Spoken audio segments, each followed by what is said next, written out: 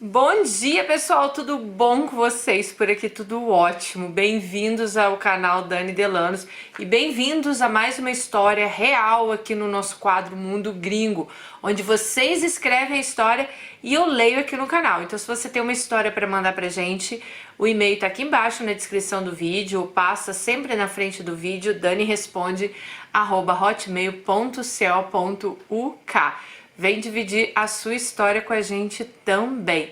Se você gosta muito das nossas histórias e tá chegando agora, a gente tem uma playlist com todas as histórias.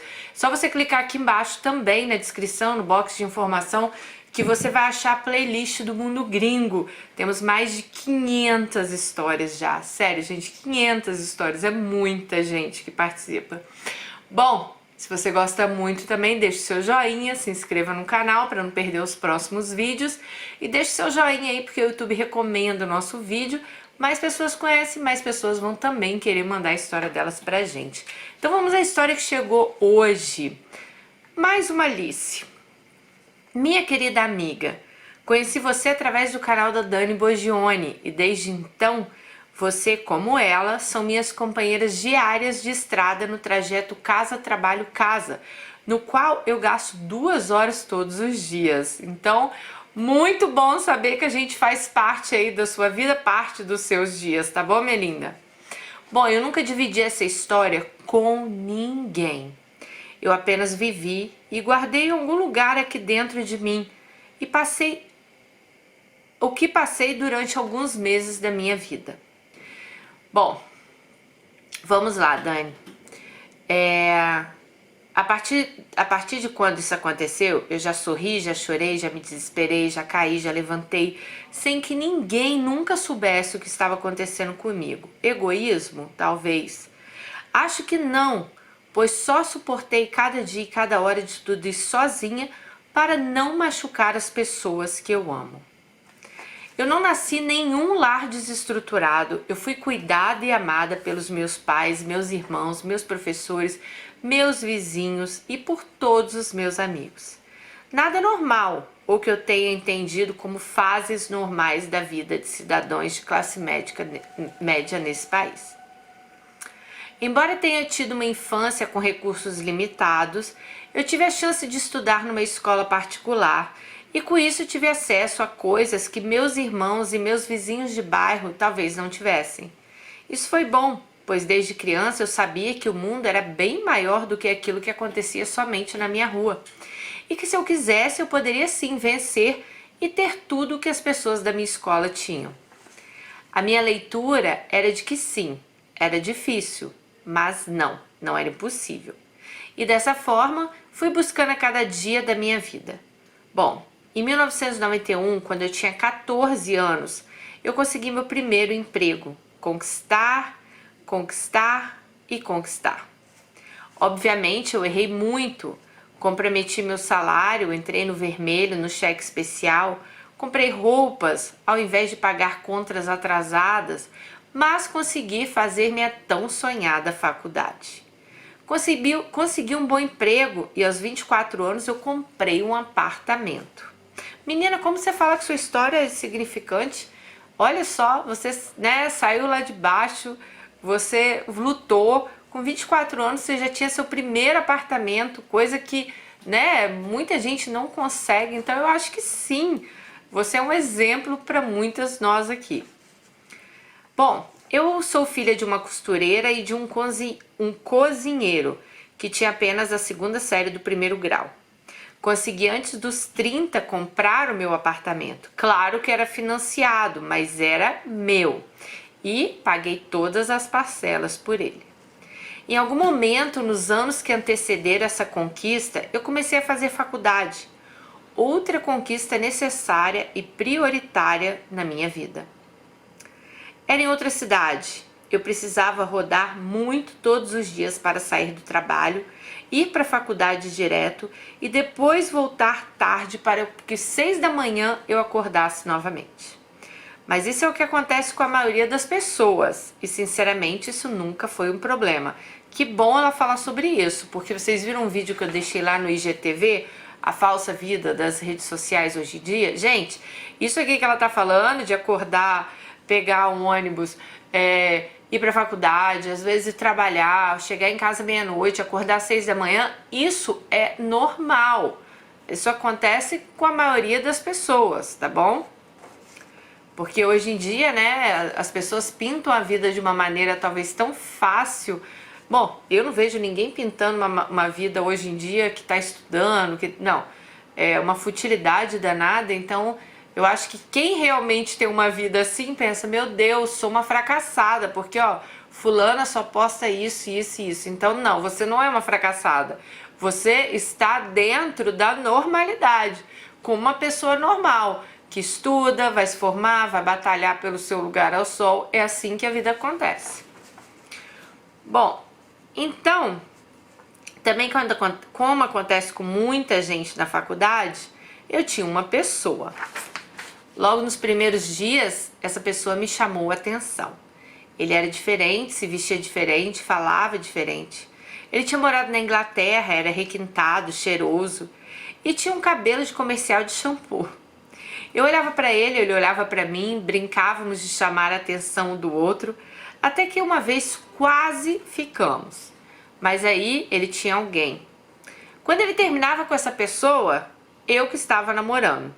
Então, tipo, ela não queria ficar com ele porque ele estava com o namorado. Aí quando ele terminou com a namorada, quem estava namorando é ela. Então, foram vários desencontros aí que eles tiveram. E eles não queriam trair os parceiros, então eles acabaram que nunca ficaram. Dani, assim foi durante 2 anos, até que ele saiu do curso e eu me mantive lá. Eu estudei, trabalhei, conheci gente, me diverti. Então eu conheci uma pessoa com quem eu comecei a sair, depois namorar. E 5 anos depois eu me casei com essa pessoa. Ele era um cara incrível e eu, uma pessoa de sorte e feliz. Minha vida seguiu perfeitamente como estava escrito na palma da minha mão. Eu sempre quis e estava conseguindo ser a filha perfeita, a esposa perfeita, a profissional perfeita. Sim, eu também tinha um emprego maravilhoso. E eu era a amiga perfeita. Amiga, eu acho que você procurou perfeição demais, você não acha? Não sei, não li o que aconteceu com você, mas muita perfeição, né? Se cobrar demais, a esposa perfeita, a amiga perfeita, tudo perfeito, isso aí às vezes causa um tilt aí na nossa mente. Eu e meu marido trabalhávamos muito, eu muito mais que ele, mas ok. De novo, isso não era um problema e nem um luxo, frente ao tanto de todas as pessoas que também trabalham muito nesse país. Começamos a construir uma linda casa, do nosso jeito, com a nossa cara. E decorávamos com objetos que trazíamos das nossas muitas e inúmeras viagens que fazíamos durante os nossos 4 primeiros anos de casado. Na hora do almoço, né, lá no meu trabalho, eu me senti mal. Comecei a ter uma falta de ar e achei que ia morrer. Pedi por socorro, mas quando o socorro chegou, eu já estava bem novamente. Eu acredito que ela tenha tido uma crise de ansiedade, eu não sei se ela vai falar aqui, porque normalmente é assim, mas vocês lembram lá em cima que ela falou das cobranças? Quando a gente se cobra muito, quer ser muito perfeita, quer ser muito isso, vem as crises de ansiedade, né? Isso é normal acontecer. Bom, Dani, isso começou a acontecer frequentemente, sempre quando eu estava sozinha. E quase todas as vezes no horário do almoço. Aí, o que eu fiz? Queria deixar de almoçar. E assim eu fiz. Comecei a agendar reuniões e visitas fora da cidade no horário do almoço, só para eu não estar lá. O que acontece, gente? Quando a gente tem uma crise de ansiedade, isso é verdade.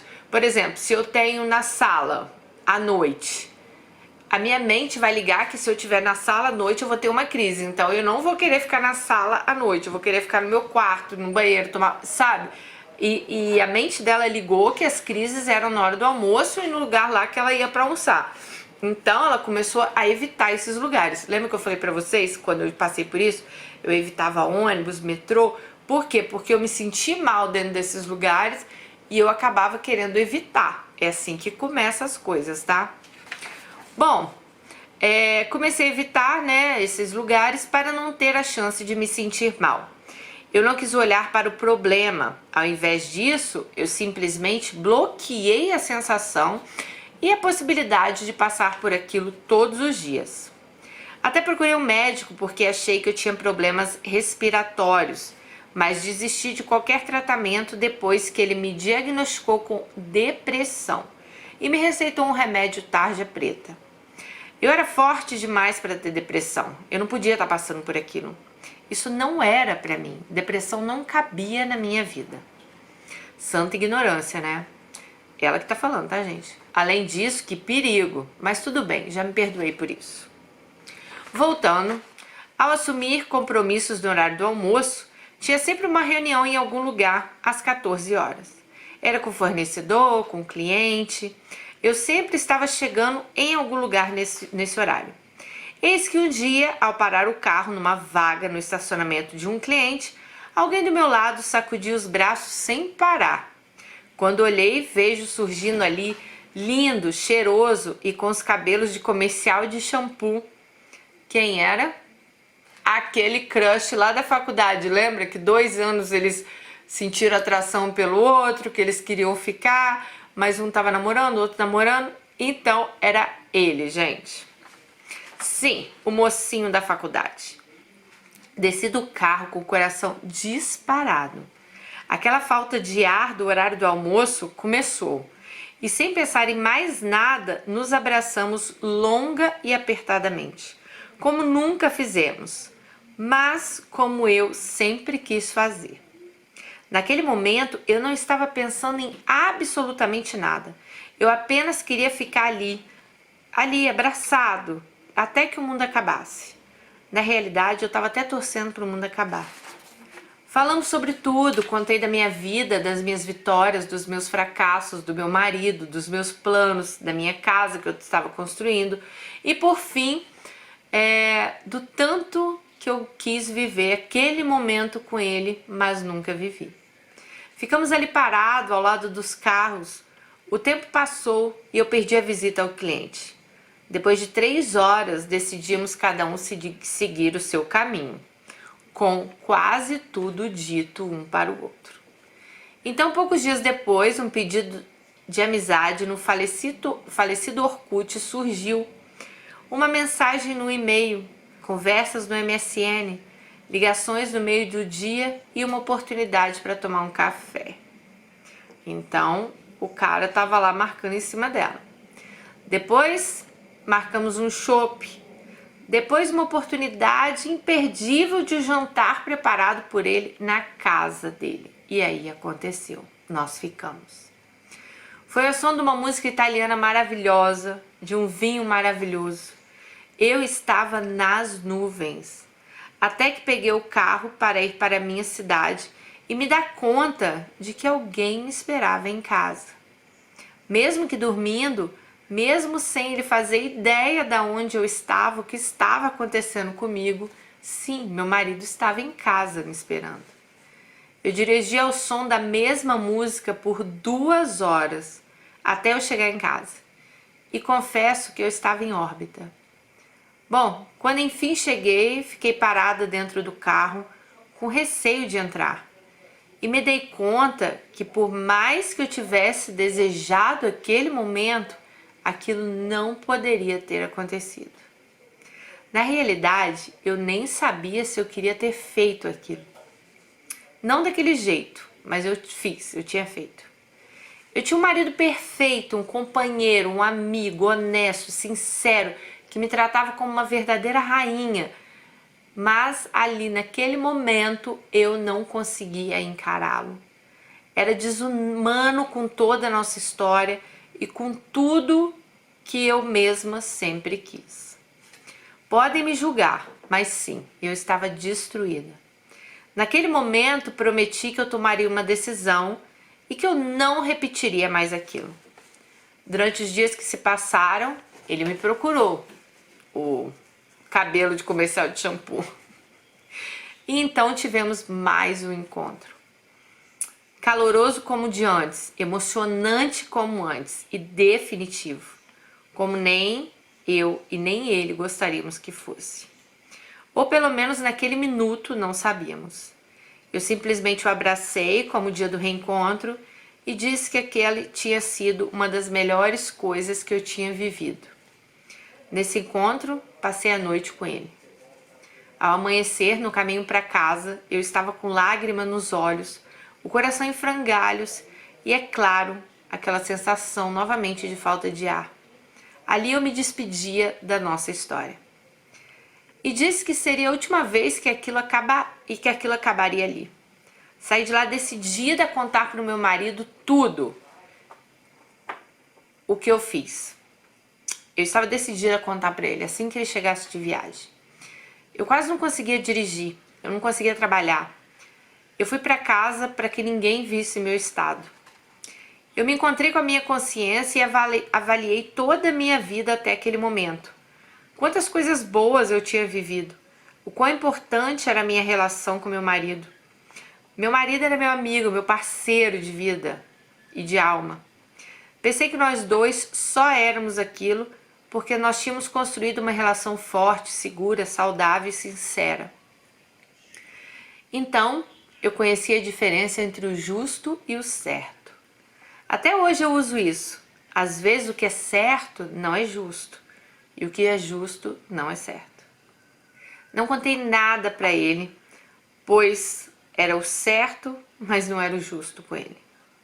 Depois de alguns dias de silêncio da minha parte, eu e o mocinho da faculdade trocamos um simples MSN dizendo que nossa história não teria como dar certo.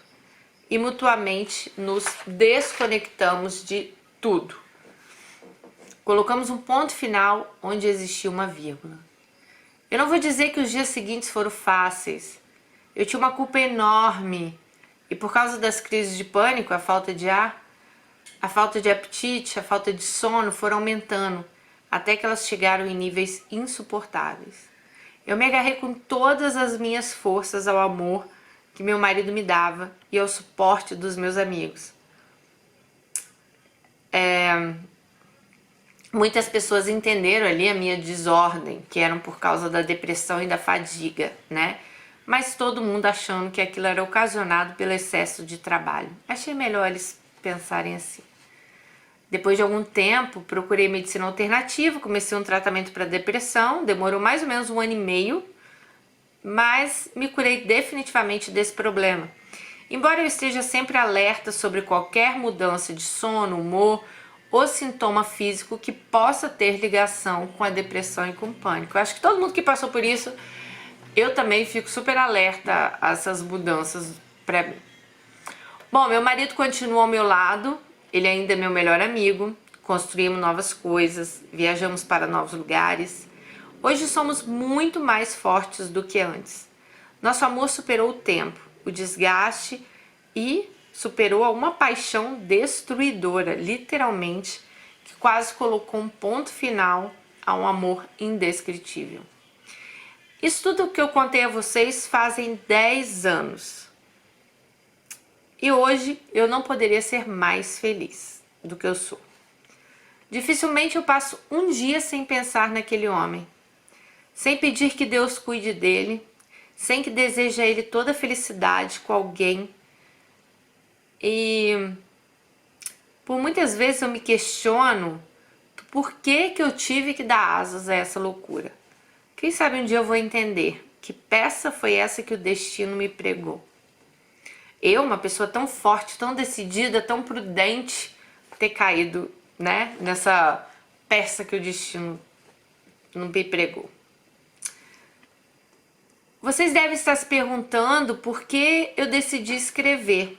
Acho que foi porque esses dias eu assisti um vídeo de uma psicóloga explicando como reagimos à paixão e que isso causava no nosso organismo até um tipo de confusão mental. Essa psicóloga mencionou que por consequência dos hormônios, o nosso corpo todo mudava quando a gente estava apaixonado. E que paixão poderia ser igual uma droga.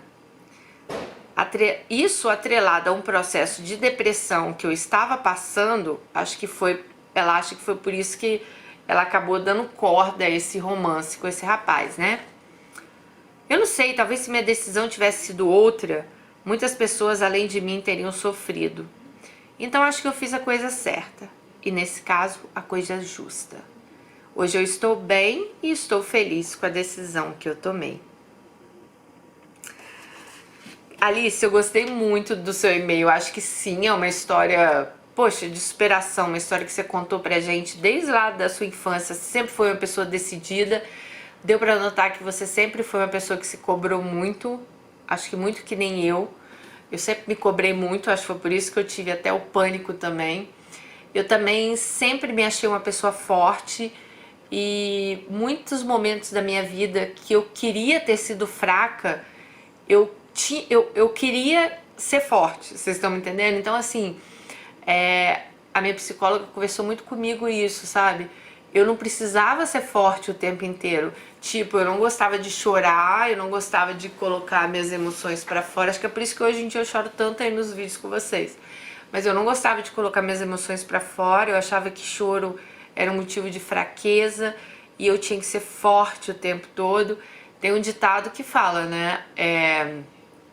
As pessoas que têm depressão, pânico, não é porque você é fraca, mas porque você tentou ser forte o tempo todo.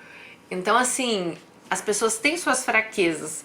Você está me assistindo agora, gente, não deixe que, sabe, se você está num momento fraco, vai lá, sinta aquilo, sabe, chora, se descabela, eu não sei, vai pra academia, dá uns socos lá, vai pra aula de boxe, começa a dar um soco em alguma coisa, faz alguma coisa, mas não tenta ser forte, se manter em pé o tempo todo, porque isso é perigoso e isso também me causou muitos problemas. Quanto à sua paixão, cara, se eu te falar que eu te entendo, as meninas vão até me matar aqui, mas eu te entendo. É muito difícil quando fica algo mal resolvido no nosso passado, né? A gente teve várias histórias aqui de meninas que reencontraram amores do passado.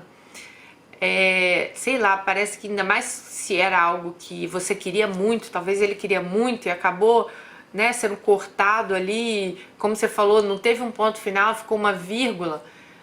Parece que a gente tem uma necessidade de ir lá e terminar aquilo, né? E aí sim colocar um ponto final. E eu achei perfeita a sua colocação aqui sobre o justo, né? Porque realmente muitas coisas que são certas não são justas. E muitas coisas que talvez sejam justas, poxa, eu queria ver aquilo, eu queria viver aquilo. Mas não era certo, porque não era o momento certo para a sua vida você viver aquilo. Você já estava com outra pessoa. E isso a gente aprendeu que não é certo, né? A gente aprende lá desde cedo que se a gente está com uma pessoa, a gente está com aquela pessoa, a gente tem que respeitar. Mas e aí eu te pergunto, e os nossos sentimentos? E o que a gente sente, né? E é muito complicado. Eu gostei da colocação que você fez, porque realmente, talvez para você achasse, não, mas peraí, eu queria viver aquilo, né? E às vezes é tão rápido que a gente não tem nem consciência depois que aconteceu que você vai cair na real e vai falar assim, meu Deus, o que eu fiz, né? Eu poderia, como você disse que no final, meu Deus, poderia ter machucado várias pessoas, porque apesar da história ser sua e do ex lá da faculdade, do cabelo lá, bonitão, tinha indiretamente várias pessoas, não, ele não era casado, né, pelo que eu entendi, só você, mas indiretamente tinha outras pessoas envolvidas. Então é muito difícil, muito complicado assim, a gente julgar, sabe? Porque uma coisa, eu não acho que a traição é legal, tá, gente? Mas uma coisa às vezes é você trair por trair, ir lá na rua, conhecer um cara, papapá, não, vou trair, não sei o quê.